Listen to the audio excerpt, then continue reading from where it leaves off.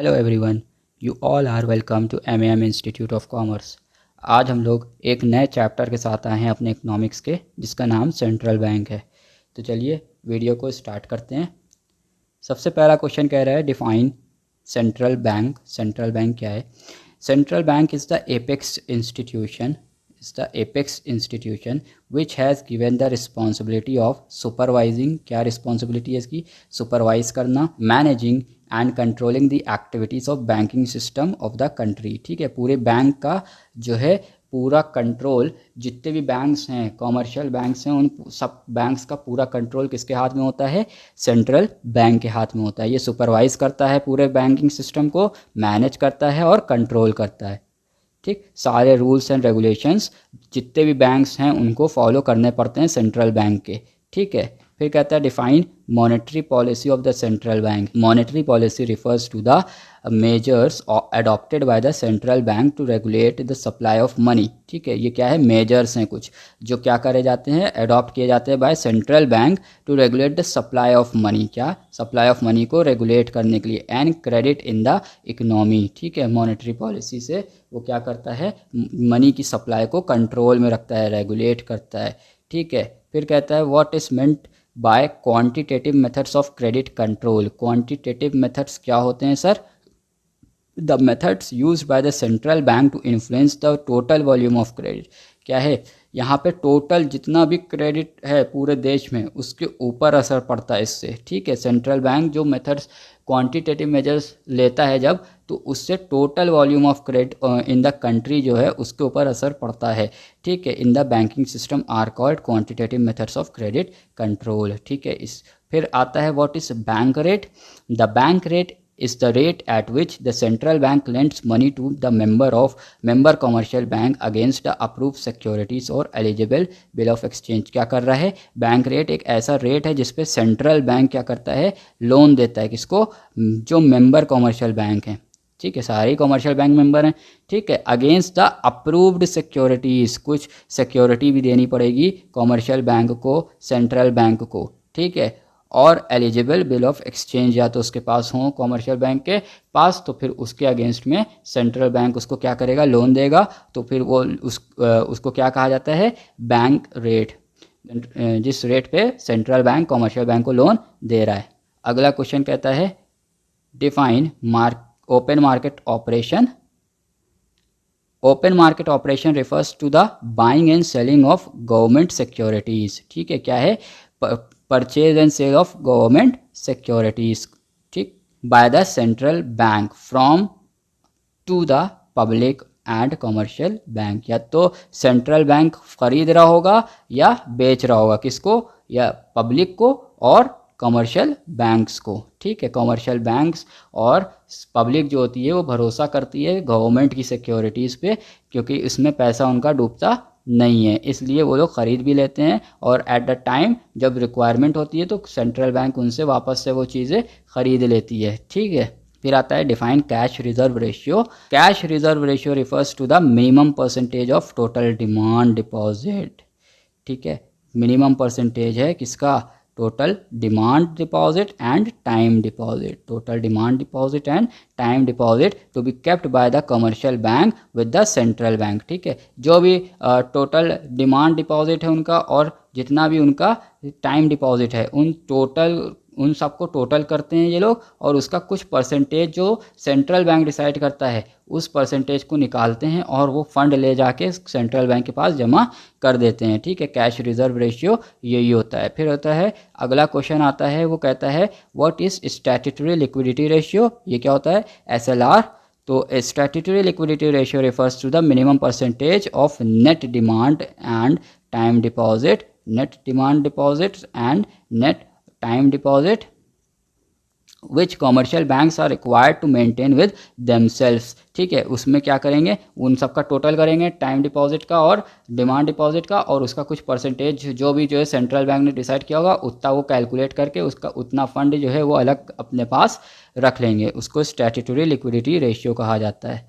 फिर आता है वो define qualitative methods of credit control. अभी क्वांटिटेटिव मेथड्स आप लोगों ने पढ़े थे, अब क्वालिटेटिव आ रहा है। Qualitative methods refers to those instruments of monetary policy of the central bank which direct और restrict the flow of credit to specific area of sector. ठीक है, या तो स्पेसिफिक एरिया पे इन्फ्लुएंस डालेगा या स्पेसिफिक सेक्टर पे इन्फ्लुएंस डालेगा क्वालिटेटिव मेथड्स में। ठीक है, जबकि क्वांटिटेटिव मेथड्स में क्या था, वो ओवरऑल इन्फ्लुएंस डाल रहा था, ओवरऑल क्रेडिट पे इन्फ्लुएंस डाल रहा था क्वांटिटेटिव मेथड्स में। क्वालिटेटिव में क्या है, कोई एक पर्टिकुलर स्पेसिफिक एरिया होगा या फिर पर्टिकुलर सेक्टर होगा जिसके ऊपर इन्फ्लुएंस डाला जाएगा। फिर अगला क्वेश्चन आता है, define the meaning of demonetization. Demonetization क्या होता है, व्हेन अ करेंसी नोट और notes of particular denomination ceases to be legal tender.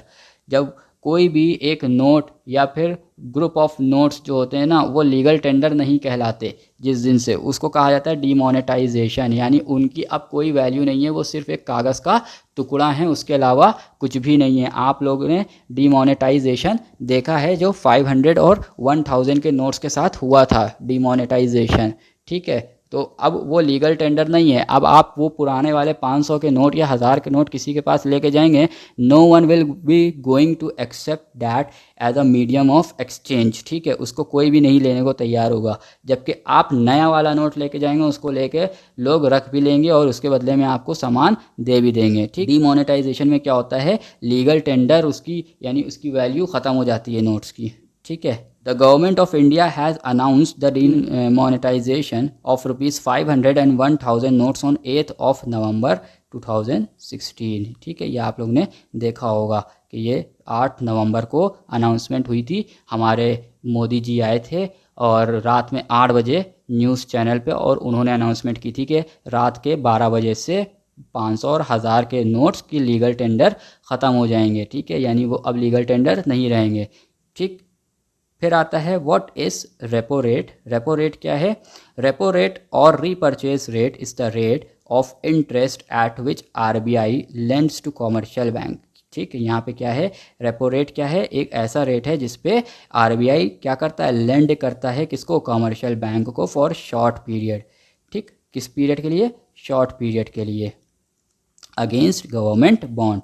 किसके अगेंस्ट पे देता है ये लोन, गवर्नमेंट बॉन्ड। ठीक है, फिर आता है डिफाइन रिवर्स रेपो रेट। अभी रेपो रेट था, रिपर्चेज रेट, अब रिवर्स रिपर्चेज रेट। ये क्या होता है sir, reverse repo rate is the rate of interest at which the RBI borrows. क्या करता है यहाँ पे, आरबीआई बोरो करता है फ्रॉम कॉमर्शियल बैंक। ठीक है, वहाँ पे क्या कर रहा था, रेपो रेट में जो है लेंड कर रहा था। ठीक, रिवर्स रेपो रेट में क्या कर रहा है, बोरो कर रहा है फॉर अ शॉर्ट पीरियड। ठीक, चलिए अगले क्वेश्चन की तरफ बढ़ते हैं। कह रहा है explain the functions of central bank. Central bank के फंक्शंस, ये भी बहुत इंपॉर्टेंट क्वेश्चन है, आता है 5 मार्क्स में एग्जाम के अंदर, तो इसके लिए आप लोग को मेंटली तैयार रहना है। पहला कहता है bank of note issue. The Reserve Bank of India have monopoly to issue currency note. ठीक, सिर्फ और सिर्फ आरबीआई के पास ये पावर है कि वो करेंसी नोट छाप सकते हैं। ठीक है, for issuing note the central bank has to keep a reserve of gold and silver and foreign securities against the paper currency. ठीक है, उनको जब नोट छापना होता है तो उसके अगेंस्ट में कुछ ना कुछ सिक्योरिटी रखनी पड़ जाती है, गोल्ड या सिल्वर में या फिर फॉरेन सिक्योरिटीज़ के। ठीक है, रखना पड़ता है। ठीक, फिर कहता है banker to the bank.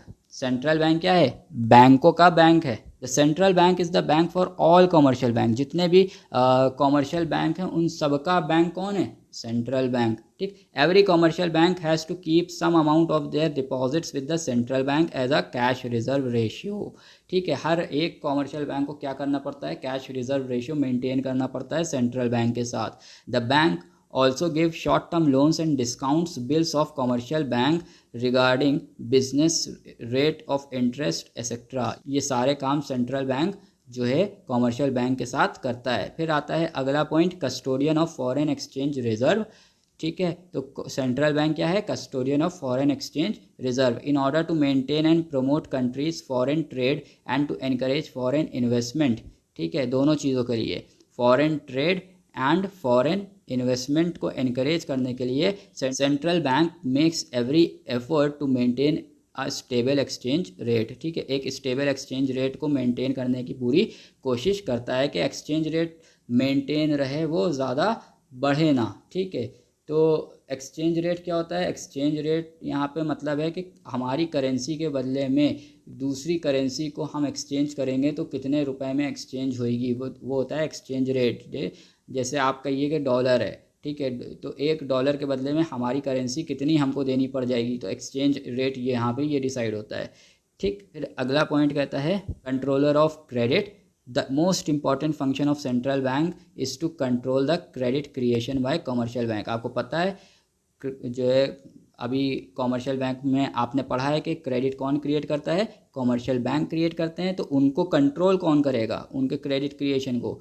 Central bank. ठीक है, for this purpose the central bank adopts various quantitative and qualitative methods aiming at controlling the cost and availability of credit। ठीक, ये दो मेथड से क्या करता है सेंट्रल बैंक? क्रेडिट को कंट्रोल करने की कोशिश करता है। फिर आता है banker, agent and adviser to the government. ठीक है, सेंट्रल बैंक क्या है? Banker, agent as well as adviser to the government. As a banker it manages the banking accounts of government departments. जितने भी गवर्नमेंट डिपार्टमेंट्स हैं उनके accounts कहाँ होते हैं? सेंट्रल बैंक के अंदर होते हैं। It also gives short term loans to the government. और सेंट्रल बैंक क्या करता है? शॉर्ट टर्म लोन भी प्रोवाइड करता है सरकार को। ठीक, as a physical agent it manages public borrowing, collects taxes and other payments। ठीक, and also represents the government in the international financial institutions. ठीक है, ये क्या कर रहा है? बोरो भी कर रहा है पब्लिक से, टैक्स भी कलेक्ट कर रहा है, फिर अपने सरकार को रिप्रेजेंट भी कर रहा है बाहर। ठीक है, इंटरनेशनल लेवल पे। As a adviser it gives advice to the government on all the financial and economical matter. जितने भी फाइनेंस और इकोनॉमिक्स से रिलेटेड मैटर्स होते हैं उन सब पे क्या करता है? गवर्नमेंट को ये एडवाइस भी देता है। ठीक है, कह रहा है explain the various quantitative methods of credit control. जितने भी क्वांटिटेटिव मेथड्स हैं क्रेडिट कंट्रोल के उसको एक्सप्लेन करिए। तो पहला है bank rate. The bank rate is the rate at which central bank gives loan and advances to the commercial bank. आप लोग अभी ऊपर पढ़ के आए कि बैंक रेट क्या होता है? वो रेट होता है जिसपे सेंट्रल बैंक क्या करता है? लोन देता है कमर्शियल बैंक को। और री discount approved bill of exchange and government securities. ठीक है, ये भी काम करता है अगेंस्ट बैंक रेट के अगेंस्ट में। ठीक है, if economy is facing a situation of inflation, अगर इन्फ्लेशन की सिचुएशन है। ठीक है, इन्फ्लेशन क्या होता है सर? आने वाले चैप्टर में आप पढ़ेंगे, आपका चैप्टर है इन्फ्लेशन। ठीक है, उसमें क्या होता है? Consistent persistent rise in prices हो रहे होते हैं। ठीक है, इन्फ्लेशन की अगर सिचुएशन आती है यानी महंगाई स्तर बढ़ता चला जा रहा है, there is a need to control credit. तब की क्या ज़रूरत पड़ती है? क्रेडिट को कंट्रोल करने की ज़रूरत पड़ती है। In such a situation the bank rate needs to increase. ठीक है, उस इन्फ्लेशन की सिचुएशन में क्या होगा? बैंक रेट को बढ़ाना पड़ जाएगा। सेंट्रल बैंक क्या करेगा? बैंक रेट को इंक्रीज कर देगा, so that people would get discourage to borrow from bank. क्योंकि अब इससे क्या होगा? बैंक रेट बढ़ाने से क्या होगा? बैंक रेट जब बढ़ेगा तो सेंट्रल बैंक जो है कमर्शियल बैंक को जब लोन देगा तो कमर्शियल बैंक को महंगा पड़ेगा लोन। ठीक, उसके बदले में कमर्शियल बैंक जब लोन देगा पब्लिक को तो फिर वो और ज़्यादा इंटरेस्ट चार्ज करेगा, तो अब पब्लिक को और महंगा पड़ेगा। तो उससे क्या होगा? पब्लिक फिर लोन लेना ही छोड़ देगी। ठीक, तो इससे क्या होगा? वो डिस्करेज हो जाएंगे, बोरो नहीं करेंगे फिर बैंक से। And the situation of inflation can be controlled. ठीक है, इससे फिर क्या होगा? इन्फ्लेशन की सिचुएशन कंट्रोल होगी। क्यों? इन्फ्लेशन क्यों आया? क्योंकि मार्केट के अंदर पैसा बहुत ज़्यादा, मनी का फ्लो बहुत ज़्यादा आ गया है, तो उसको कंट्रोल करना है। तो उसका कंट्रोल करने का एक तरीका क्या है? बैंक रेट बढ़ा दो। ठीक है, तो अब कॉमर्शियल बैंक लेंड ही नहीं कर पाएंगे क्योंकि लोग लेंगे ही नहीं कॉमर्शियल बैंक से पैसा। ठीक, और उसी का अगर उल्टा देखा जाए, डिफ्लेशन की सिचुएशन है यानी फ्लो ऑफ मनी जो है ना इकोनॉमी के अंदर बहुत कम हो गया है, तो उस केस में क्या होगा? बैंक रेट को जस्ट अपोजिट करना पड़ जाएगा, कम करना पड़ेगा। ठीक है, बढ़ाने की जगह पे घटाना पड़ जाएगा। जब घटेगा तब फिर क्या होगा? लोग एनकरेज होंगे और लोन लेने के लिए तैयार हो जाएंगे, सस्ते में लोन उनको मिल जाएगा। ठीक, उसके बाद आता है ओपन मार्केट ऑपरेशन। ये क्या कहता है? Open market operation refers to a sale and purchase of government and approved securities by the central bank. ये आप लोग ऊपर मीनिंग पढ़ के आए थे। यहाँ पे सेल एंड परचेज होती है सिक्योरिटीज़ की। When the economy is facing a situation of inflation then in that case central bank start selling these securities to reduce the flow of money. ठीक, क्या करते हैं?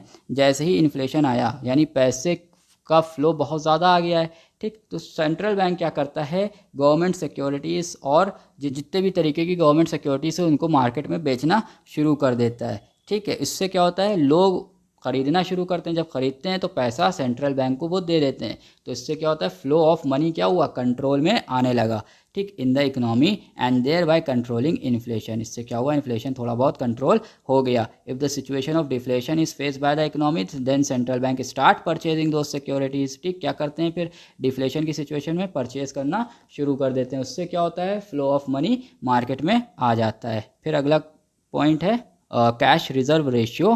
तो cash reserve ratio is the minimum amount which is required to maintain in the form of cash reserve with the central bank. ये अभी आप लोग meaning ऊपर पढ़ के आए हैं कि कॉमर्शियल बैंक को कुछ परसेंटेज अपना जो है टाइम डिपॉजिट और डिमांड डिपॉजिट का रखना पड़ता है सेंट्रल बैंक के पास। ठीक, when the inflation arises central bank increases the cash reserve ratio percentage. ठीक, जब इन्फ्लेशन आता है तो CRR बढ़ा दिया जाता है। अब CRR जब बढ़ा दिया जाएगा तो कॉमर्शियल बैंक के पास पैसा कम बचेगा लेंड करने के लिए। ठीक है, इसलिए CRR बढ़ा दिया जाता है in order to control situation and in case of deflation it reduces the same. ठीक, अगर डिफ्लेशन होता है तो CRR घटा दिया जाता है। इससे क्या होता है, कॉमर्शियल बैंक के पास पैसा ज़्यादा बचता है और वो आराम से लेंड कर पाते हैं। फिर आता है statutory liquidity ratio. Statutory liquidity ratio refers to the minimum amount which is required to be maintain in the form of cash reserve with itself. ये भी आप लोग मीनिंग ऊपर पढ़ के आए थे। ठीक है, कि टाइम डिपॉजिट और नेट डिमांड डिपॉजिट का आपको कुछ परसेंटेज कॉमर्शियल बैंक को अपने पास रखना पड़ता है। ठीक, when inflation arises central bank increases the SLR percentage in order to control the situation and vice versa. CRR की तरह सेम यहाँ पे भी एप्लीकेबल होगा SLR के अंदर। ठीक है, अब अगला क्वेश्चन आ रहा है आपका, explain the various qualitative methods of credit control. Qualitative methods क्या हैं क्रेडिट कंट्रोल करने के? पहला है रेगुलेशन ऑफ मार्जिन रिक्वायरमेंट। ठीक, ये क्या होता है sir, the difference between the value of security and the amount of loan granted against that security is known as margin requirement. क्या कहे गए सर, समझ में नहीं आया कुछ। होता क्या है कि जितने की आप सिक्योरिटी देते हैं ना, उतने का थोड़ी ना आपको लोन मिल जाता है। फॉर एग्जाम्पल हम कहते हैं कि आपने अपना मकान जो है सिक्योरिटी के फॉर्म में रखा। ठीक है, मकान की वैल्यू थी 50 लाख। ठीक, तो आपको 50 लाख का लोन थोड़ी दे देगा बैंक, आपको उसके ऊपर फॉर एग्जांपल हम मान लेते हैं कि बैंक ने क्या किया, 50 लाख के मकान के ऊपर 35 लाख का लोन प्रोवाइड कर दिया। ठीक, 35 लाख का, तो जो बीच का गैप है ना, ये 35 से लेके 50 तक का, ठीक है, ये जो गैप है ये मार्जिन रिक्वायरमेंट था। क्या था ये? मार्जिन रिक्वायरमेंट था। ठीक है, वही कह रहा है the difference between the value of security, security की वैल्यू क्या है, and the amount of loan granted, और लोन कितना ग्रांट किया गया, इन दोनों के बीच में जो डिफरेंस आ रहा है, ठीक है, वो क्या है? मार्जिन रिक्वायरमेंट है। ठीक, central bank influence the availability of bank credit by changing this margin requirement. ठीक है, ये क्या करता है, सेंट्रल बैंक मार्जिन रिक्वायरमेंट को चेंज करता रहता है from time to time. If the flow of credit exceeds then in that case central bank increases the margin requirement. ठीक है, अगर फ्लो ऑफ मनी बहुत ज़्यादा हो जाएगा तो मार्जिन रिक्वायरमेंट बढ़ा दी जाएगी। अब मार्जिन रिक्वायरमेंट बढ़ा दी जाएगी तो कॉमर्शियल बैंक कम पैसा दे पाएंगे, और उसी का अगर डिफ्लेशन की सिचुएशन होगी तो जस्ट अपोजिट कर देगा सेंट्रल बैंक। ठीक, फिर होता है दूसरा point, credit rationing. It aims at limiting the maximum amount of the bank loan and advances. क्या करेंगे यहाँ पे? रेशनिंग कर देंगे, यानी बैंक क्या करेगा, मैक्सिमम अमाउंट, बस बैंक इतना ही लोन दे सकता है, कॉमर्शियल बैंक उससे ज़्यादा नहीं दे सकता, यानी एक लिमिट लगा दी जाएगी सेंट्रल बैंक के थ्रू। ठीक है, कि ये कॉमर्शियल बैंक सिर्फ इतने ही लोन अब दे पाएंगे। ठीक, the central bank may fix the maximum amount of loan and advances. ठीक, क्या कर सकता है?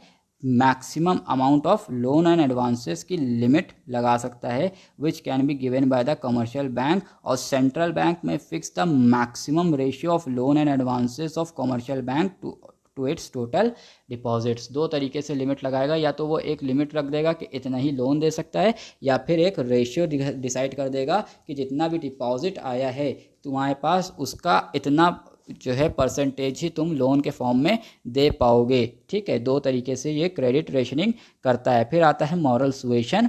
Under this method the central bank adopts the policy of persuasion, ठीक है, परसुएट करने की कोशिश करता है, and moral influence on the commercial bank, ठीक है, इन्फ्लुएंस करने की कोशिश करता है कमर्शियल बैंक को in order to get them to fall in line with its policy, ठीक है। तो वो चाहता है कि उसकी पॉलिसी के हिसाब से कमर्शियल बैंक काम करे, तो उनसे परसुएट करता है, उनके साथ उनको इन्फ्लुएंस करने की कोशिश करता है, ठीक है। इसमें और भी पॉइंट थे, लेकिन चूंकि आपके सिलेबस में सारी चीज़ें नहीं थी, जितना आपके सिलेबस से रेलेवेंट पॉइंट्स थे मैंने वो सिर्फ उसी चीज़ों को नोट्स के अंदर इंक्लूड किया, उसके अलावा और कुछ इंक्लूड नहीं किया है, ठीक है सर। चलिए अब लास्ट क्वेश्चन की तरफ बढ़ते हैं। ये भी बहुत इंपॉर्टेंट क्वेश्चन है और एग्जाम में ये 5 मार्क्स में भी आ सकता है और 2 मार्क्स में भी आ सकता है। कहता है give 5 differences between commercial bank and central bank, central bank और कमर्शियल बैंक के बीच में 5 डिफरेंसेस बता दो भाई। तो पहला कहता है सेंट्रल बैंक में the main objective of central bank is to promote social welfare, central bank का मेन ऑब्जेक्टिव क्या है, सोशल वेलफेयर है, ठीक है। जबकि कमर्शियल बैंक का मेन ऑब्जेक्टिव क्या है, इज टू अर्न प्रॉफिट, क्या है, प्रॉफिट को अर्न करना है, ठीक है। फिर कहता है central bank is generally a government owned institution, क्या है, गवर्नमेंट ओन्ड इंस्टीट्यूशन है। जबकि कमर्शियल बैंक में भी both privately owned and government owned, commercial bank दोनों तरीके से हो सकते हैं, प्राइवेट लोग भी जो है कमर्शियल बैंक खोल सकते हैं और गवर्नमेंट भी ओन कर सकती है कमर्शियल बैंक को। Central bank has the monopoly of note issue, central bank note issue कर सकता है, commercial bank do not have such right, commercial bank के पास ऐसा कोई राइट नहीं है, कोई राइट नहीं है। There is only one central bank and few offices in a country, ठीक है, एक सेंट्रल बैंक होता है और उसके कुछ ऑफिसेस होते हैं पूरे देश के अंदर, ठीक है। There are number of commercial bank, जबकि कमर्शियल बैंक बहुत सारे होते हैं, हमें देखने को मिल जाते हैं। Central bank does not directly deal with the general public, directly general public से सेंट्रल बैंक डील आउट नहीं करता है, commercial bank directly deals with the general public, जबकि कमर्शियल बैंक क्या करता है, डायरेक्टली जनरल पब्लिक से डील आउट करता है।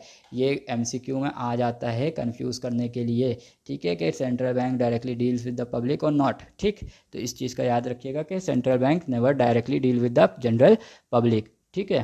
तो चलिए आज की वीडियो में इतना ही।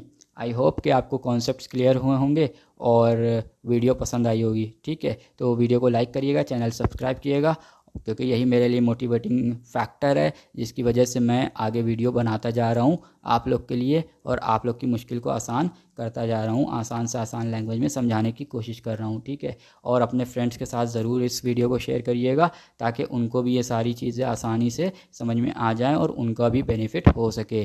Thank you so much, till then good bye.